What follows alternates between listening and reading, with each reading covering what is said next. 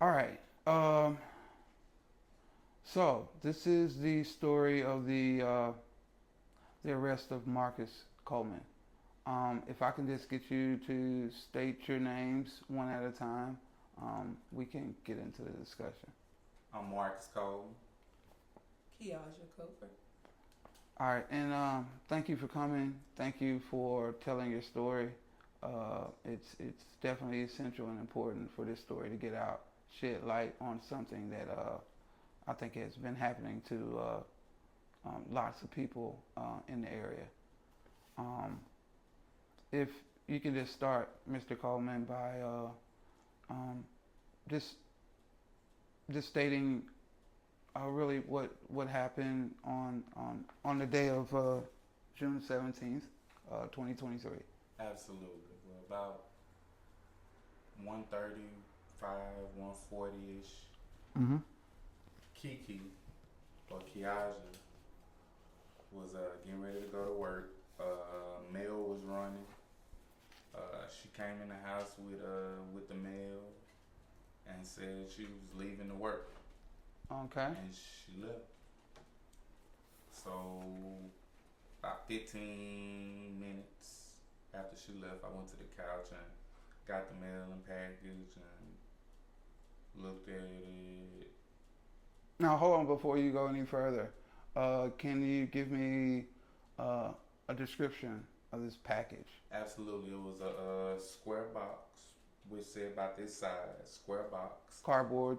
Just cardboard, just a traditional USPS cubes, okay. and it didn't have my name on it nor Kiaja's name on it. So I was like, why was it dropped here in the first place? And the address wasn't accurate either. So nonetheless, I opened it, and it happened to be some gummies, THC gummies, some edibles. I placed them in my laundry room, set the cardboard box by the trash can. This was 15 minutes after she left. Approximately another 15 minutes after that, I was in the restroom and I heard repetitious hard beating on the door. And I also heard Jace, which is her 3-year-old son, which I was there with, who I was watching at that time Okay. while she was at work babysitting. I heard him say, "Poopot, somebody's at the door." Poopot's my nickname. Mm-hmm. So I ventured toward the living room, looked out the window door, and I saw about 1, 2, 3, 4, 5. It was at least 5 officers standing there at the door, and I was like intrigued with that. I was like, okay.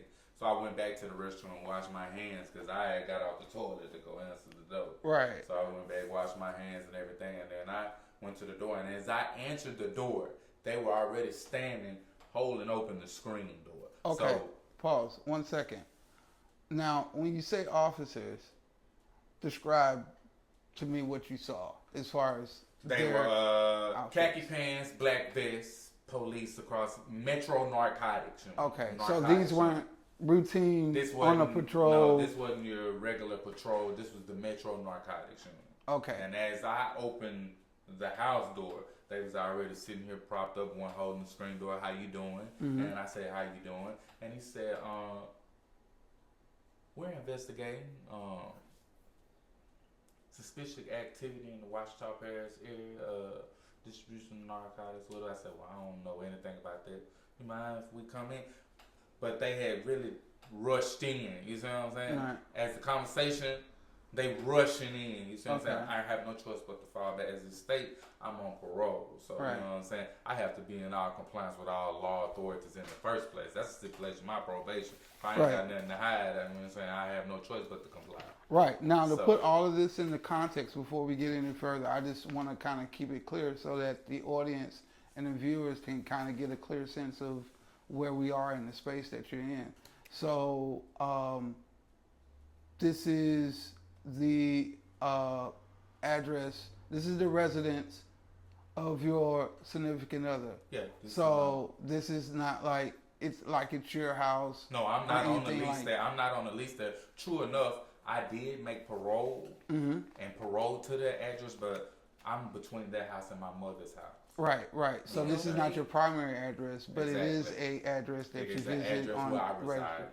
and that From it was time to registered time. on file. Right. The only registered adults on my lease Uh-huh. is myself. I'm the only adult on my lease along with my 2 children. There are only 3 occupants on my lease. Okay. Now, before we go any further, I'd like to get your take on just kind of what you observed on your way out. What are your? Can you just kind of start from the beginning of your experience Yes, on sir. this same day? As I was leaving our residence, when you're leaving my trailer park, you can see out into the street. It's a dead end, so from my front porch, I'm able to see my street view of my entire street. Mm-hmm. There's a vacant house, maybe 50 yards from our trailer, because and it's separated by a fence. Mm-hmm. I saw a white, unmarked caravan Mm-hmm. sitting in the driveway of that vacant home. It was tinted, so I wasn't able to see if there was anyone sitting on the inside of the car. But when I made it out onto my porch and noticed there was a package on our porch, as I was picking that package up, I was making eye contact with the car. So whomever was inside of the vehicle, we made eye contact. I just didn't see that person because of the tint. As I picked the package up, I was eyeing the car because, as I stated, it is a vacant home and I've lived here for 2 years, so I know no one stays in this vacant house, so this car is a little unusual to me. So I pick the package up and I take it back inside and I notify him that, hey babe, we have a package. I don't know where it's from because I don't recognize the names on the package, but I'm off to work. I gotta go. Okay, so you go outside, you're on your way to work, you see a package. Were you expecting a package I was specifically not. that day? No, sir, I was not expecting any packages. I haven't placed any orders or have any monthly subscriptions. Me either, for that matter. Okay. I wasn't expecting anything. So there's no reason There's that either no one reason. of you would be or should be expecting a not package on- or not seeing on a that package on your porch. Not on the No, 17th. sir. Whenever I am expecting a package, it's notified in my delivery instructions for the mailman to knock on my door. And Okay. we didn't get any knocks, so we weren't expecting any packages. Okay. Would you by chance have the USPS delivery app to where you can kind of preview your mail before Yes, you sir. see it? It comes to me via email. Okay. We so, didn't get any notifications for any packages to be delivered. So any mail that's through legal or normal means that's been delivered or even assigned to be delivered to your address, Yes, sir. it's documented. Correct. So can you give me an idea? Like, do you have no idea from just kind of from what I'm getting? Yes, sir. Is it safe for me to assume or say that you have really no idea where that package came from? Yes, sir. The condition in which it initially was when it was brought there, under Yes, sir. what guides, who did it, why, if it's been tampered with, messed with. There's no time frame. No, sir. Like, when was the last time you was on your porch before you saw that package? We'd went outside and just had gotten back from the store maybe 15 minutes before we went to our corner store to get a cold drink. We just had made it back home because I was in a rush. I had to hurry up and make it back home, and I have to leave roughly 30 minutes to make it to my job on time because we stay all the way on the west side. So in between the time frame of the package being delivered to our doorstep and me actually picking the package up, there is an infinite amount of space because we didn't get the proper notifications from the U.S. Postal Service Right. that we were expecting I have any no text packages. messages in my phone on the date of the 17th stating that I got a package being delivered or en route. I wasn't tracking or following it. Right. And you also said that you observed that the package did not have any type of label as far as, Nothing identifiable. who it's addressed to, No, sir. the person it's addressed to, so nothing indicating, hey, this is supposed to be here. No, sir. Okay. So it's not like it's something that has been tracked through the system and they're No, just sir. following the signal. That we had Okay. no electronic breadcrumbs that tied us to that package. Okay, got it. I just wanted to establish that because that's very, very important in the whole scheme of your story. Yes, sir. Now, I wanted you to pick up right when you're interacting With the authorities and as at the they door. make themselves present in the Yeah, make household, themselves as they make in the door. as they bring themselves into the door. How you doing? How you doing? And go on and introduce yourself. We're with Metro Narcotic Unit and we're investigating controlled substance being distributed in the Ouachita Parish area. And I was like, I don't know anything about that. So as they come in, they're merging toward the kitchen. Okay. They go from the front door, and like I said, it's a large amount, about 5, 6, 7. As they all come in total, it's about 8 of them with a little short lady who she was either the facilitator, the captain, the leader of the unit. She was the one that did all the talking. Okay. Like I say, they made their line toward the kitchen. So as they made to the kitchen, one of the officers state, "Ooh, it smells strong in here." I say, "Yeah, I smoke marijuana. Mm-hmm. I had just finished smoking not too long ago." Right. You know what I mean? So after she says about investigating, I said, "I don't know anything about that." Well, she asked me, "Well, you had a package come here to your house today. You mind telling me?" I was like, "Yes, we did have a package arrive. It didn't have my name on it, nor my girlfriend's name on it. Plus, the address was a little questionable. I did open that package, and it contained some gummies in that package.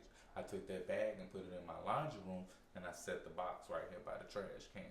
So the officer proceeded to go in the laundry room and get that bag out of the laundry room, but he didn't retrieve the box that the package came out. Right. That kind of struck me as you were, kind of explaining this. Can you tell me the demeanor of the officers? Were they Some of them were a little cool and calm. The others were a little, how do I put it? They were more on edge and more nervous about me and my reactions. That was my whole aura of the matter. Like, they were wondering how I was going to respond. I'm cool, calm, and collective. That's how I am, Right. always. Plus, I'm in the presence of Jace, my girlfriend's kid. I have no reason to feel threatened, nor do I feel I'm in any situation or matter where I should feel that I've broken a law. Right. Or I'm trouble or causing any trouble. I'm in the comfort of my girlfriend's home. So basically, there was no reason or indication for them to suspect Really or and nervous that's of you. Like I told them, I said, I don't know what you're talking about. I told them basically after they got the package, that's when the lady who was in charge, facilitating, proceeded to read me my rights. But she said I wasn't arrested, but she did read me my Right. rights. So she proceeds to ask me, so is there anything else in the house? I say, yes. There's marijuana in the house, like I told you. I smoke. Well, we're not worried about marijuana, Mr. Coleman. We're not worried about that. We'll just write you a ticket for that. We're looking for large quantities of opiates and dope. Okay. So as she proceeded to say that, I said, well, I don't know nothing about that. I can't help you with none of that. So one of the other officers goes to make a statement. And he say, you sure you know where you at out here? You stay out here? I said, I'm familiar where I stay at, but I don't know anything about what goes on and transpires out here because I don't leave my household. Right. So at that time, they said, well, you mind us looking since you say you don't have anything illegal in here? I was like, go ahead. I mean, y'all already in here 8 deep. Right. So I have no choice but really to comply. As I stated, I'm on parole and I have Jake's here with me, so I'm trying to do whatever it is to maintain he's calm and to cease and desist this situation as expeditiously as possible so I can transpire on with my day. Okay, right there. So, as you've illustrated, they've kind of taken the initiative to kind of put this, and kind of like they're pushing a narrative. If trying to give me a label. Basically, that was what I was getting. They asked the questions about something, and I gave them an answer. Right. They told me what they were there for and they were looking for, and I said I don't know anything about it or have anything about it. So now, as they proceeded on, prior to the search, they started to give me that feeling as they was trying to find something to label me as and stick me. Okay, and let's clarify some things to put things in proper perspective. You, Miss Kofer, you brung the box into the home. Okay. Yes, sir. And you placed it in whatever area of your house, of your dwelling, of your residence that you chose. Yes, sir. And as far as the smell, this is your residence, correct? Yes, sir. Not Mr. Coleman's. Correct. You haven't lost your right or ability to live life and pursue happiness here in this country called America. Correct. So your rights shouldn't be infringed upon. Not at all. Smell or scent is not consent. Correct. Probable cause, right. A scent is not consent to search or seizure. Correct. I just need to make that clear. I just wanted to kind of put light on that because that's a very important part of the story. To add to your statement, a scent does not give the authorities consent. Consent must be given by an authorized party, an authorized adult on that leasing information.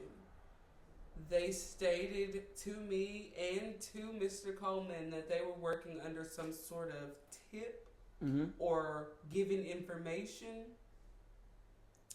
and the proper authorities in this instance, in this chain of command, did not know the same information that the arresting officers used to arrest Mr. Coleman, meaning the parole officer that he answers to monthly and the landlord whom I've been living with for almost 3 years knew nothing, no details or any parameters of any investigations of selling of any type of products, including CDS. Right. So you both kind of noticed, it's kind of in retrospect, that a lot of these things, a lot of these sequence of events are not happening according to regulated process and procedure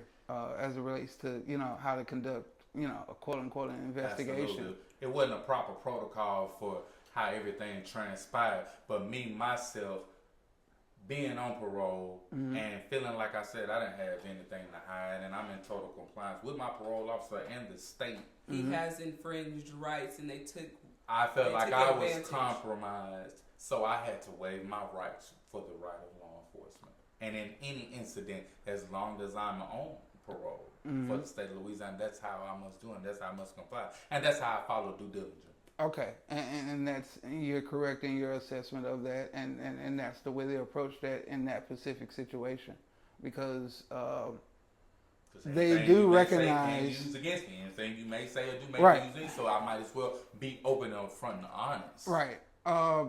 Having that background and them making this allegation makes it clear that of that vulnerability, that Yeah. sensitive space I that they're want to be touching on. honest because I don't want to give you a reason to look for anything. I want to present you me the package, the person in itself, without you taking it upon yourself to try to give me a Right. jacket, give me a label. Which, like I said, all this took place during the conversation of us talking before and during the search. Right. As they proceeded to search, they go on to question me about my life, schooling, places of employment, what I do, where's my girlfriend, I left where my she home. works, all of this. I left my house at 1:35, 1:37, and I got a call from an agent Coronada at 2:37, 2:38, pertaining to the custody of my 3-year-old Jace. as they were arresting him. Right.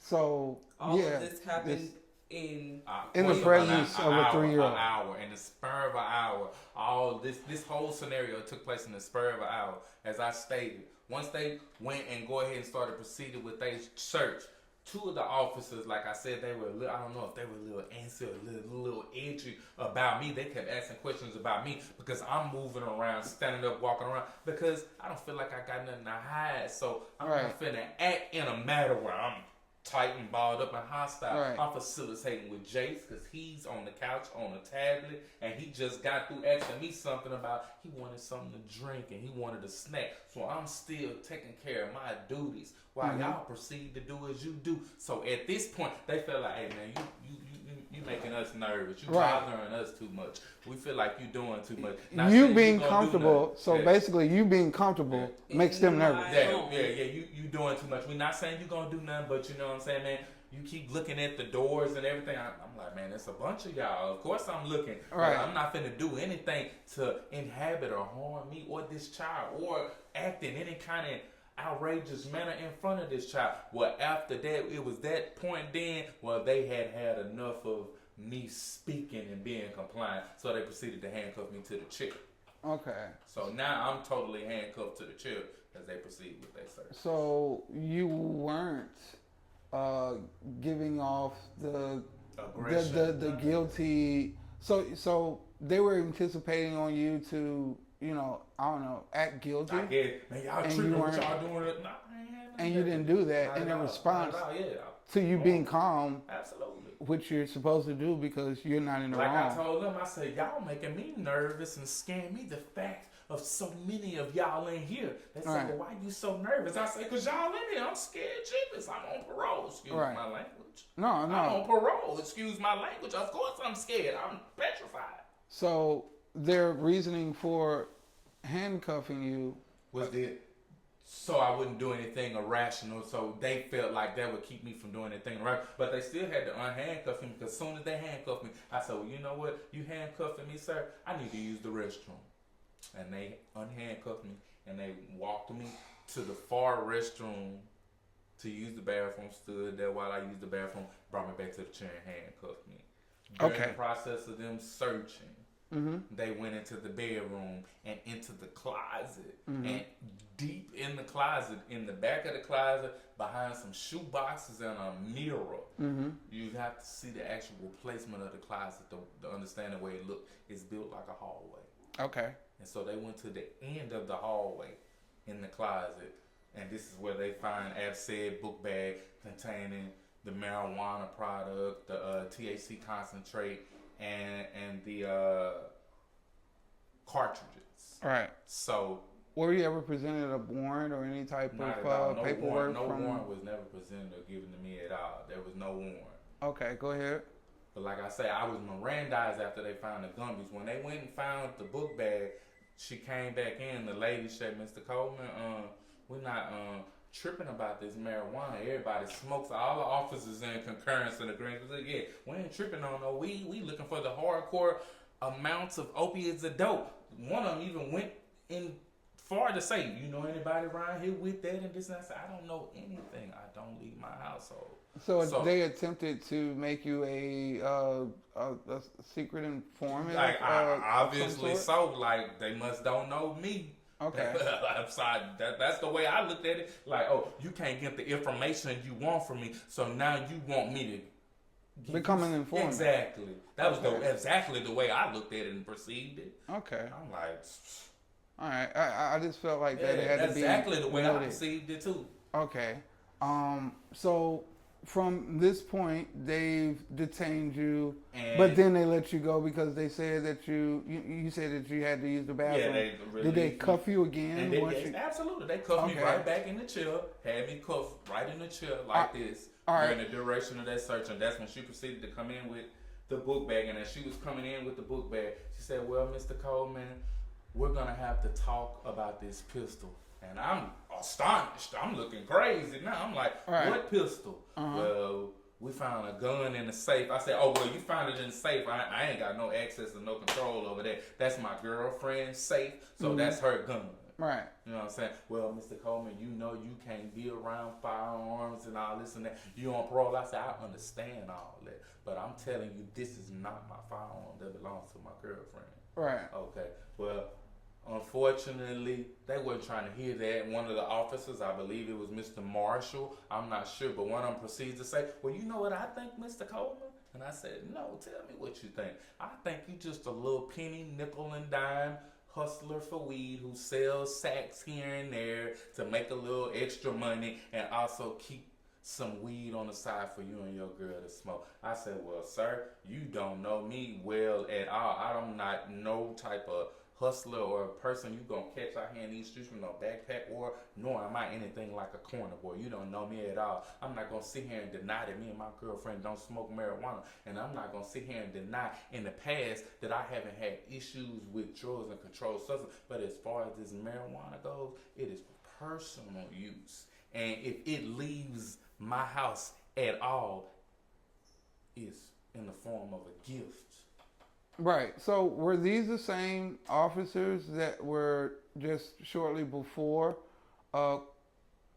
asking you pretty much if you had any information on other residents in the area? Absolutely. Do you know anything? so- Do you know about the area? I don't know nothing about this. All I do is go to work and go home. I don't know anything about this area. Your perception or your opinion or what track record you have about this area, that's on you. They don't have a track record on me. Right. None of these people in this neighborhood even know my name. So they first accuse you, or well, at first they approach you and basically petition you to be an informant, and then they say, oh, we know enough about you to make this bold assessment Right. that you're just this, small level. Absolutely. And proceeded to falsify information in my cell phone. Matter of fact, your cell phone is going off right now, Mr. Coleman. And it said, quote unquote, the officer did say, I see a message on your phone say,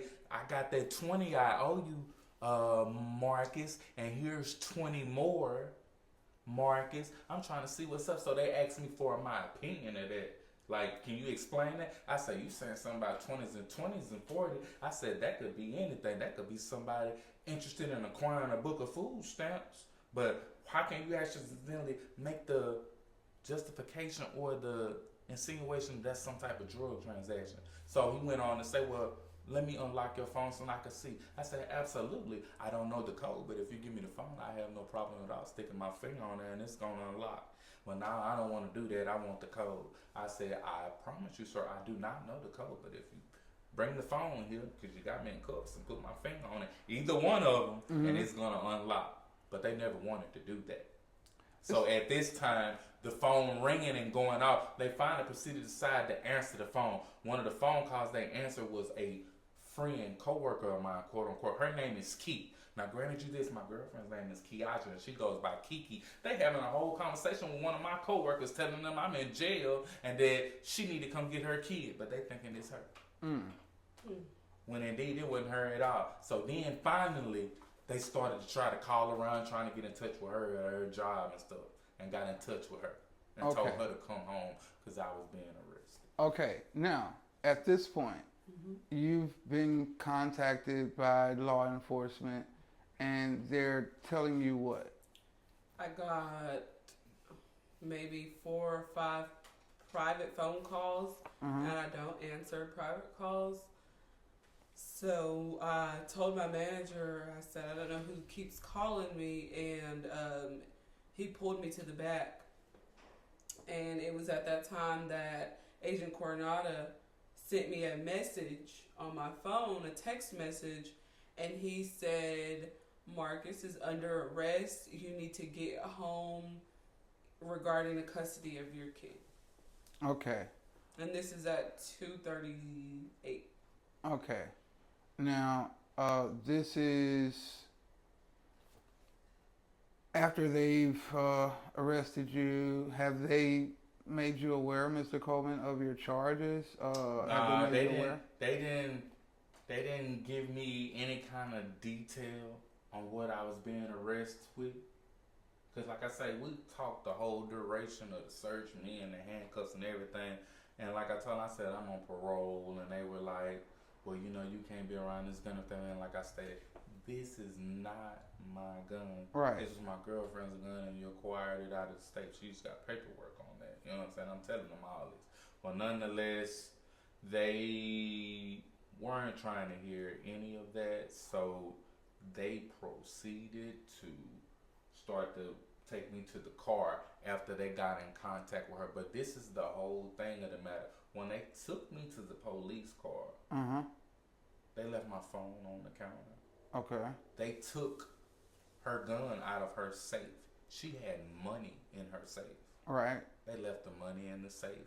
Okay. My wallet, my billfold containing money was on the floor in the room by the bed. If I'm a quote unquote drug dealer, hustler, penny, nickel, dime pincher, that money, that phone, especially in the presence of that gun, all would have been taken as evidence.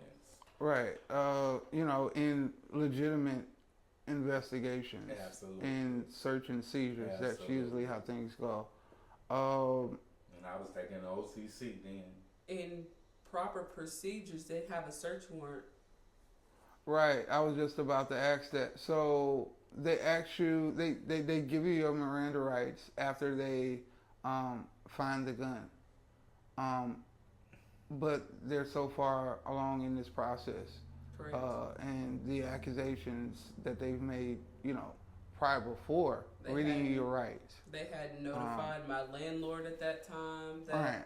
They had notified me at that time, for that matter, of any searches being done. Are you aware, or have you guys ever heard of the term fishing expedition? Yes, sir. Yes, sir. According to your understanding of what that term means, can you kind of assess this experience as sort of a fishing expedition? Absolutely. And I even went on as far as to say that with Kiaja the other day when we were talking about it. I said, you know what? At the end of the day, they came in. If you had a tip, with a tip, you have knowledge and notification. They did not know my name until they came in the house and I asked me for my name. They asked me for my ID. If you got a tip on this location, you got a tip on somebody doing something, you got a name, a nickname, an alias or something, you came in there with none of that. I'm in total compliance, as I stated, because I have nothing to hide. I said I don't have my ID because I lost my ID in a previous incident with law authorities where they took my ID and never gave it back, but that's another, you know what I'm saying, story. But I gave you my name and information, and you ran my ID and information, and apparently everything that I gave you was true and accurate, so you knew who I was. Right. But on your affidavit, you got arrested. No, That means not you didn't know only who I was.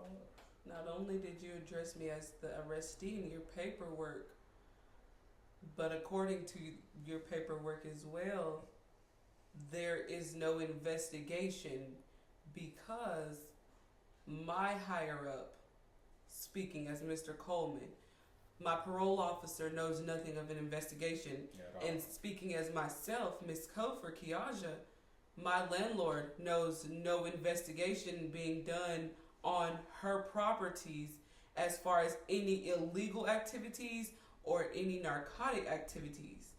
She has no information of either stipulations going on, neither does his parole officer. So they're, according to them, according to the narcotics unit, there is no investigation because they cannot provide me any paperwork for their investigation.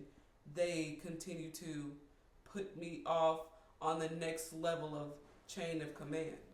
So even though all of this has been experienced by you two, there's not documentation. No, sir.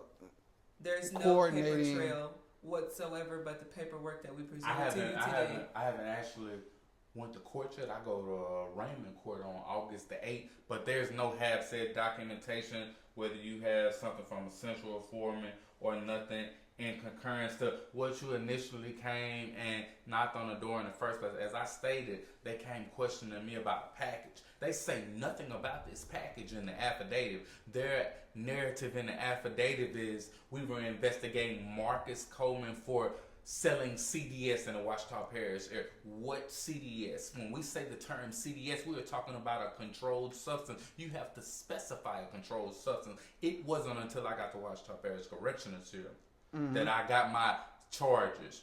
Possession of a controlled substance, 1, marijuana. Possession of a controlled substance in the presence of a firearm. Felony possession of a firearm by a convicted felon, and CDS in the presence of a minor. Okay. And that was probably my next question. During this whole ordeal, there's a 3-year-old present. Absolutely. How was that situation? Jace was calm the majority of the matter. Jace didn't get excited until I was placed in handcuffs, if I may be totally honest then. Once the cuffs was put on me, that's when Jace wasn't as attentive on his tablet as he was before. And now he saw me in a position of bondage, and he really wanted to reach out and assist, because he went then to the point he was like, I need a snack. Yeah. I'm like, hey, he wants a snack. And at this time, one of the officers goes to the refrigerator and gets an orange and peels the orange and proceeds to try to peel pieces and try to feed Jason. I had to interject him. I say, sir, he's not going to comply with that. Nothing personal. It has nothing to do with you and who you are. But he's not going to take that from you like that. He does not know you. Right. I said, if anything, go to the pantry and get him some Cheez-Its. Once again, not a part of routine protocol Exactly. for And investigation. she'll go on to tell you when she came home, even though I was in custody, they was there with him, still trying to feed him. They were trying to insert themselves and gain more information than was provided. Upon my arrival, they stated that they were working under a tip of narcotic activity. The woman stated that they were looking for copious amounts of hard dope, and that Mr. Coleman was completely compliant and that they only found marijuana. She said nothing to me about my firearm nor the confiscation of, and relied to me that they were only taking him in for possession. She never made any more specific details or elaborations as far as the severity of the level of possession. She only said that we are taking him for a simple possession. Once he was officially booked into a Ouachita correctional, they had his classification of charges as distribution, possession with intent to manufacture. Okay. So, yeah, if you can just kind of summarize the fact that a lot of things that have happened in this course of events have not been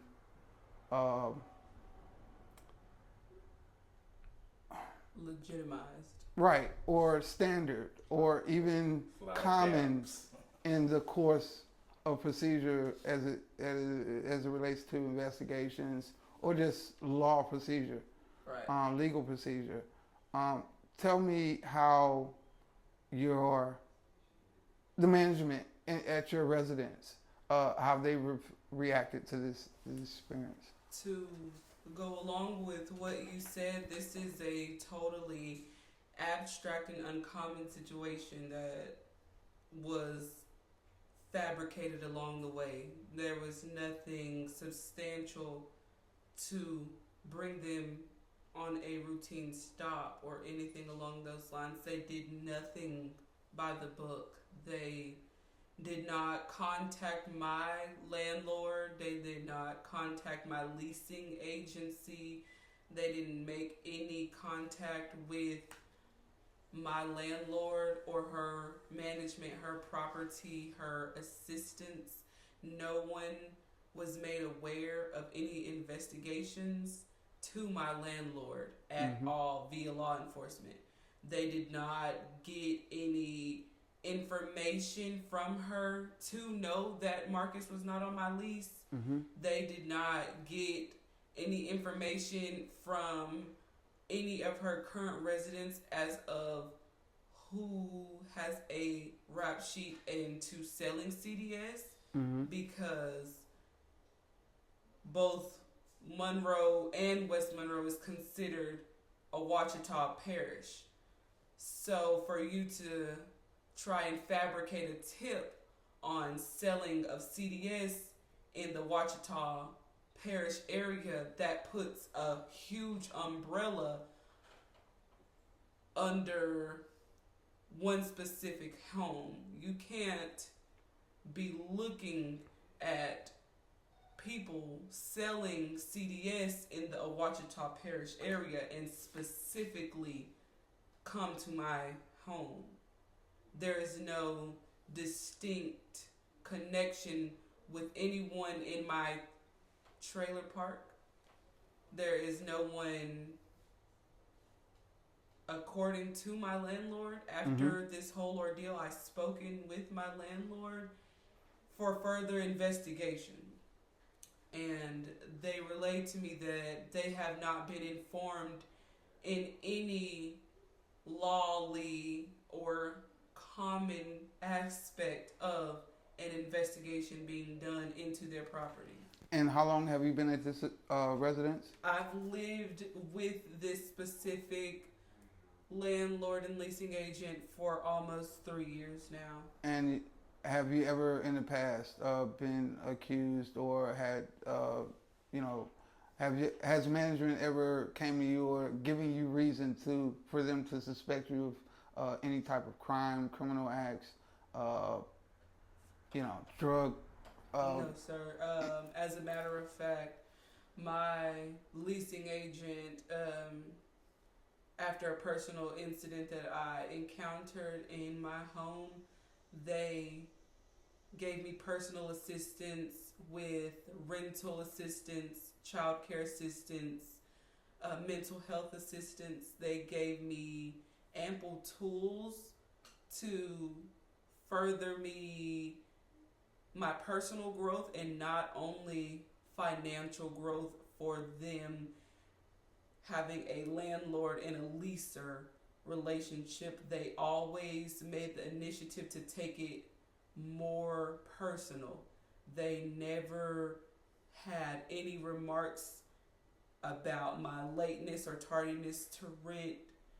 They have never given me any eviction notices for failure to pay, or for that matter, for the company that I keep. They've never given me any citations for disturbing the peace. Right. They've never given me any warnings of the company that is attracted to their properties from me. Okay, so if anything, your management company has been an advocate on your behalf, Yes, sir. and helped you and assisted you in many different ways and aspects, Yes, sir. in your experience with them. Does this kind of in general, this whole sequence of events, does this come off to you like It feels like we were targeted falsely. In my opinion, personally, it goes back to the fishing tactic. You had speculations and intuitions of a greater objective, and you were greatly disappointed upon interest of the residents, whether it was legally or not, and what you find didn't live up to your expectations. So in the matter of the terms of being with the law, trumped up a little thing to make it big. Right. Do you think, was there any other residents that you registered with law enforcement as far as part of your parole agreement, as far as your residences on file? Were any one of your other residences on file visited by law enforcement? Not at all. My mother, bless her soul, she would have no problem letting me know, Marcus, police came here looking for you. What's going on? So is it safe? Could I assume? Would it be safe for me to assume that you were just a victim of circumstance as far as being, I guess, in the wrong place, if that's possible, at the wrong time?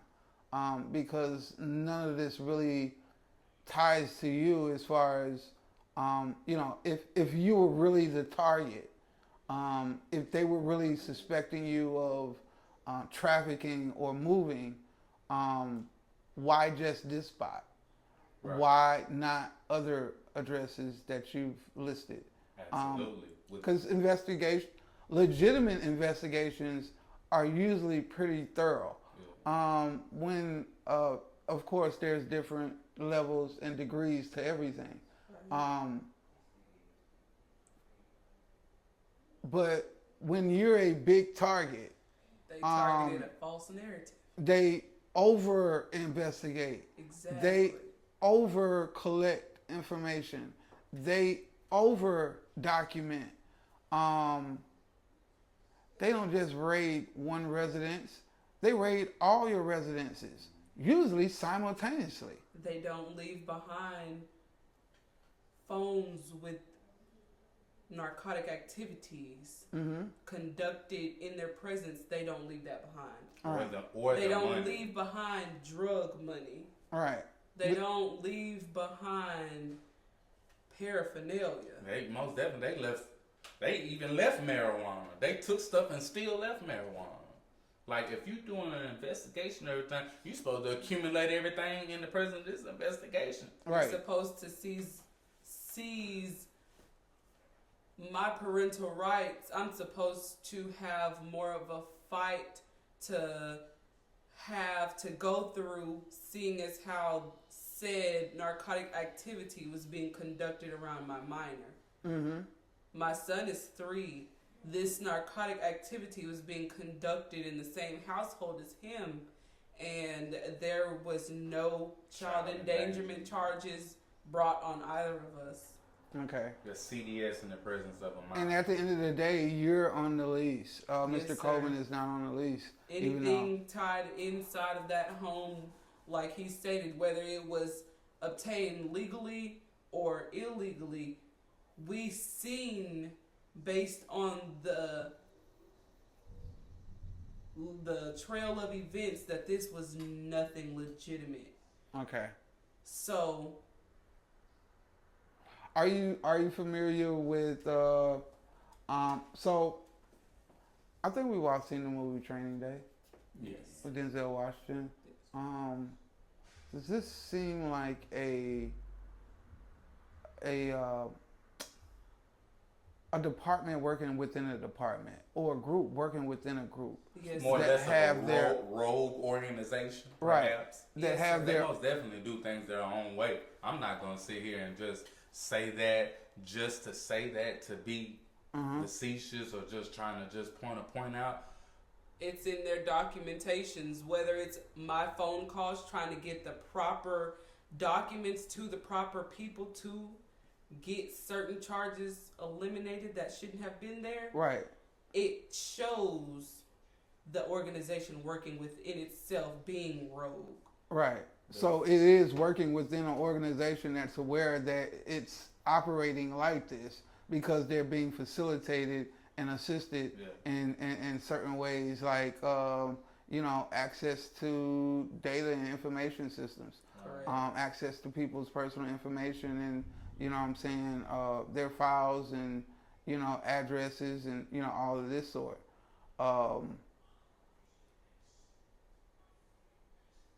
You're not alone. I just want to say that there's hundreds, if not thousands, of victims of this same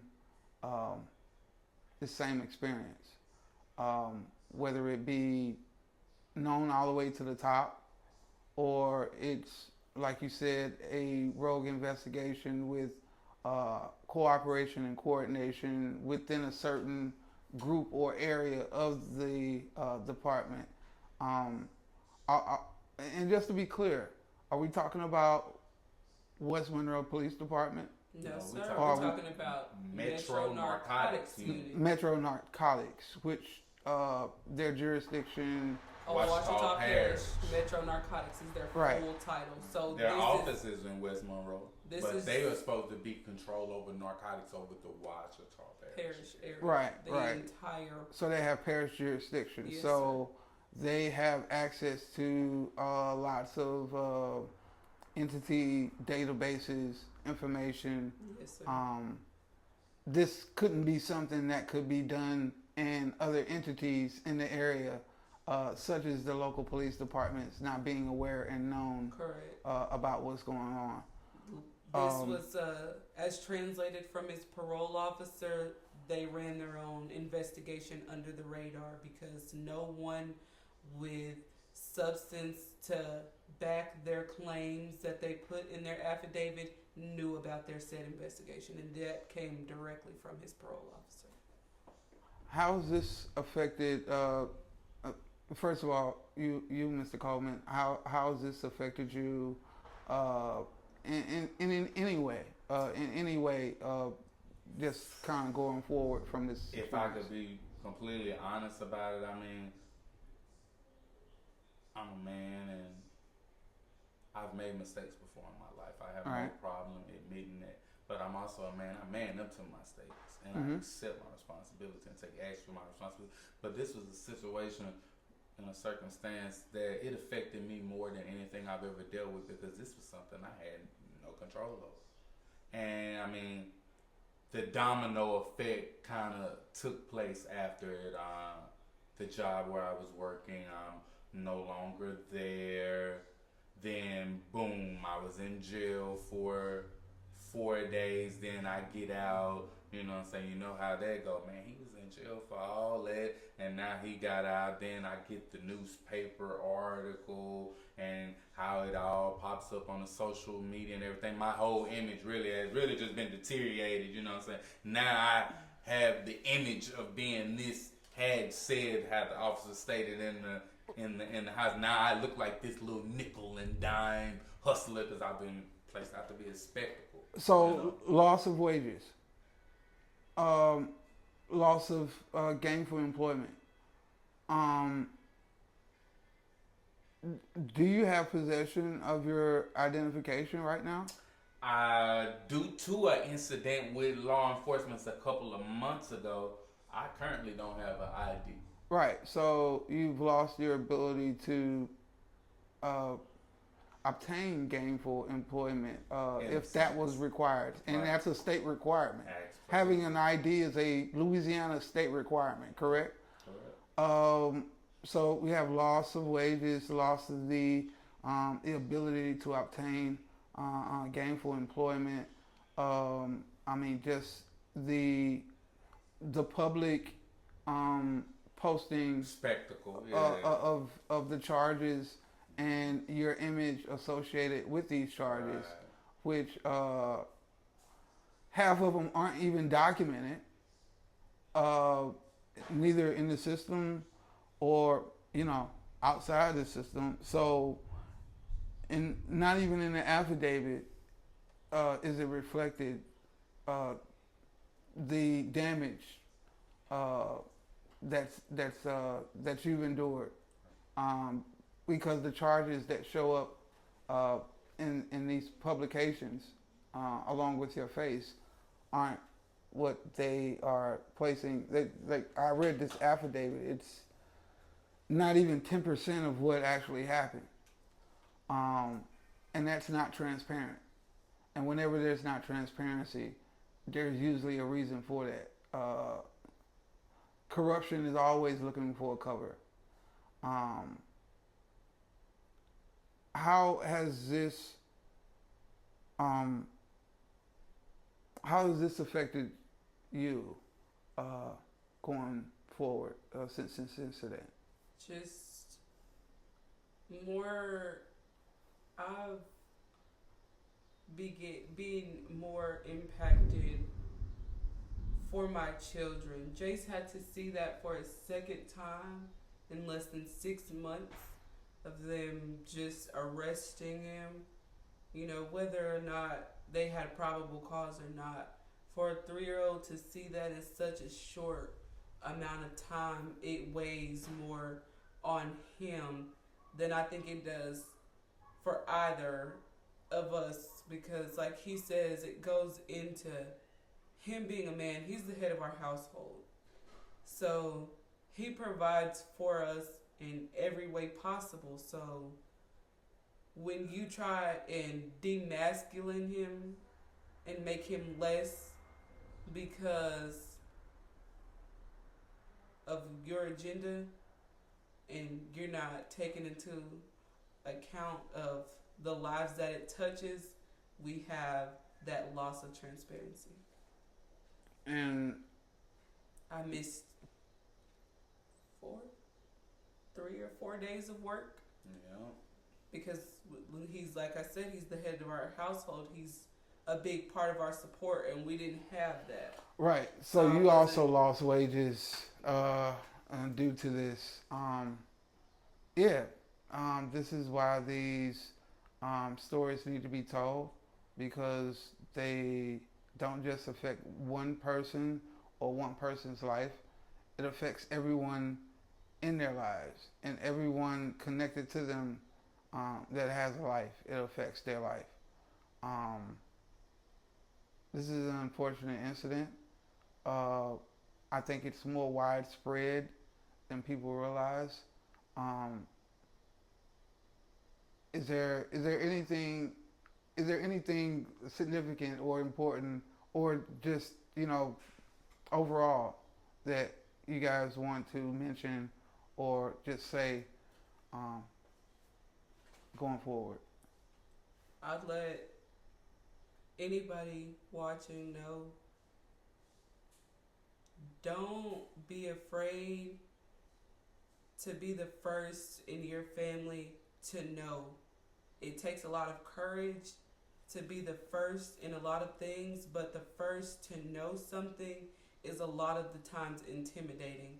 But if you've learned nothing else from this story, I really hope that you know that if you didn't know half of the things going on in society as far as laws, you would have no clue as to how to defend yourself in a situation like this. And that's exactly what they rely on. They rely on us not knowing, whether it's the law, anything. They rely on us not knowing. So I can't stress enough to be in the know. You have to know. Don't be afraid to be the first one in your family to know. Okay. Mr. Coleman, your thoughts? With me, I'm gonna speak basically know your rights, and that goes. We all make mistakes, and convicted felon is still a U.S. citizen. So as a U.S. citizen, you have to know your rights, man. Sometimes, situations happen, and with me, this affected me knowing that complying and doing the right thing sometimes in the eyes of the law and justice doesn't go your way. So my thought on that is, if I'd have known a little bit more, had a little bit more knowledge on my position and rights, it probably couldn't even escalate it to this matter. But I don't look at it as a loss. I take it as a lesson. Exactly. And I'll be a representation for a lesson so anyone else can learn. This is just kind of the first of many of a series of stories of people telling their experiences and shedding light on things that are going on in the dark in this area. And once again, I appreciate both of you guys for coming here and allowing me to, question you about your story and your experiences. And we'll definitely keep in touch. There'll definitely be a part 2, and we'll definitely keep you in our prayers and up to date on what goes on next.